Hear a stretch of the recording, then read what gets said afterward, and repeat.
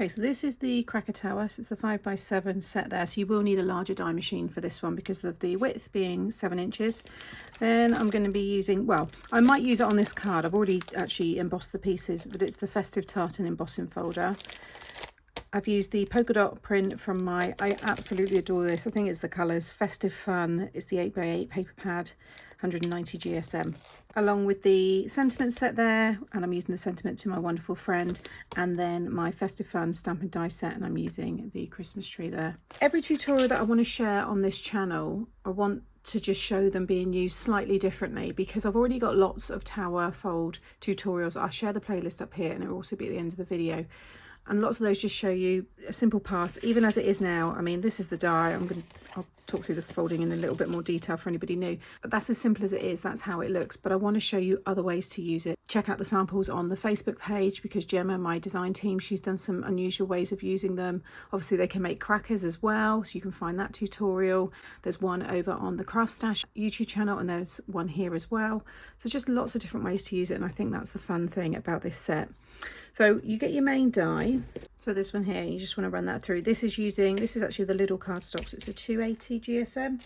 220 will be fine because you're going to add mats and layers to it anyway.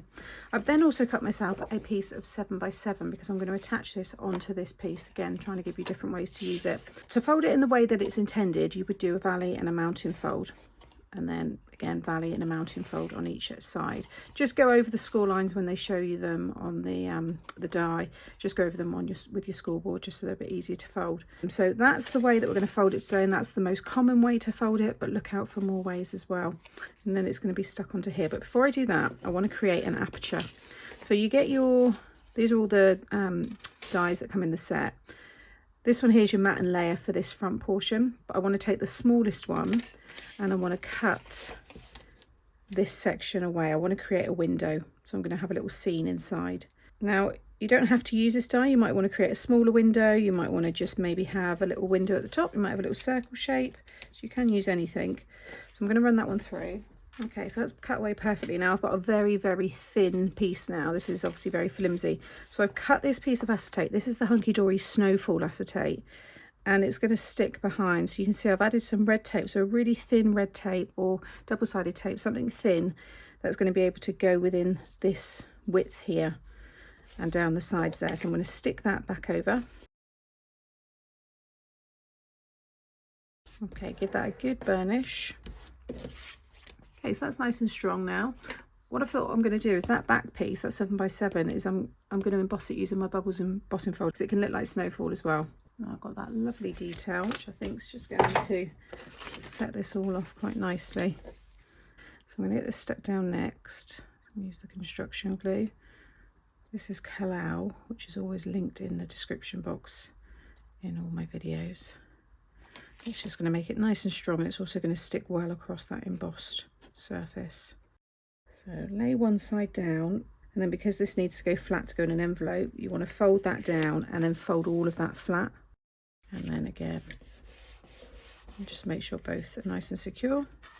Okay, so now we've got that fun card shape, and you can see it stands up really nicely. So you've got all your space on the back there to write a message. Because this is embossed, what I do is cut maybe a piece of 6.5 and then maybe a piece of 6x6. Just a few mats and layers, and then you've got somewhere nice for your message. So now to decorate, and I've been looking forward to doing this. So I spent about an hour, not going to lie, it did take me a bit of time because I just wanted to just throw loads of texture on these lovely images. So again, it was using the Christmas tree image here, and you get the dies in the set as well. And I just wanted to create like a little forest of Christmas trees and then have a nice sentiment. So and the idea is that I'm going to have, I think, 3 of them inside. I'll pop them up on a little bit of foam. I'm going to have them slightly staggered, something like that. Then I'll have a little play around. And then I want to have 2 more on the front. This one's still drying a little bit, but I think I'll have those 2. Just make sure if you're having anything on the outside and it overhangs into the side that's going to go flat. You don't want to have it on that side, and then when you go to fold it, it's all overhanging. But I think that will work. And then I've got the sentiment to my wonderful friend, which I was going to have maybe there. And then I've cut mats and layers for the side. I've used that polka dot and the holographic card. They're going to go on each side. What I've done is I've cut the largest triangle, so you get your mats and layers. So you've got 8 on each die plate to cover each side. So there's 8 triangles on that side in the larger one, and then there's the 8 to go over the top, mats and layers, and again for that side. But I think that's going to be a bit busy. I think it's just going to be a bit much. I embossed them using the tartan, festive tartan. So then my other idea was to use the smaller die in the same colour, just to add a little bit of interest. But I'm not sure about that either. I think there's a lot going on, but I'm going to keep this bit in just to show you the options. I'm going to save them for another project because they will definitely get used. But I actually think this one just looks really nice with just the lovely Christmas trees and the polka dot paper on the side. So I'm going to get all of this stuck down.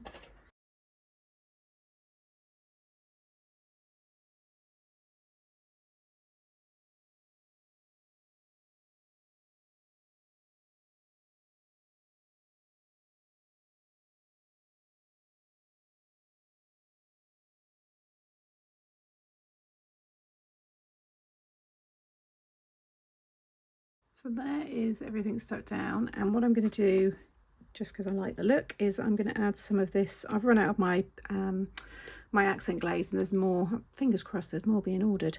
For now I'm going to use this paper glaze, and I just like to add tiny little dots of it, and it just looks like, it can be like snow, like a haze. It just adds a nice little whimsical kind of finish. So I think I'm going to just have a few. I'm actually going to put some onto the acetate as well because I think it looks quite nice. Obviously the bigger the dot, the longer it will take to dry, and then just kind of have like little smaller ones coming off.